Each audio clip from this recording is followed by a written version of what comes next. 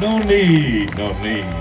Tervetuloa seuraamaan, niin kuin Juha tuossa äsken totesi, meidän kaikkien aikojen viimeistä festivaalikeikkaa. Ja kaikkien aikojen viimeistä, siis niin sanotusti normaalia keikkaa. Tuossa on sitten 3 ratinan keikkaa vielä edessä, mutta tämä on yhtä kaikki jäähyväiskeikka tämäkin. Ja tämä jäähyväiset Kuopiolle, joka on meitä niin hienosti kohdellut kaikki nämä vuodet.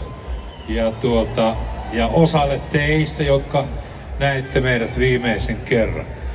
Ja me näemme teidät viimeisen kerran. No niin. Koska on tämmöinen juhlava hetki, niin me soitamme pitkän setin. Saamme soittaa pitkään tänään. Ja peräti 90 minuuttia. Aloitetaan kappaleella, joka kertoo meistä, eli Akun tehdas.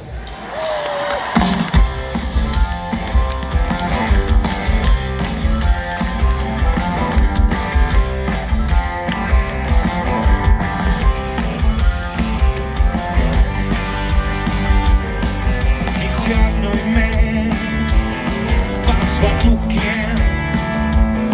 Miksi soitimme kerran tukkien? Miksi sellaisia kysekin, mutta meistä tykkää? Ainakin meillä oikeus on olla huoleton työpaikkamme Akun tehdas on.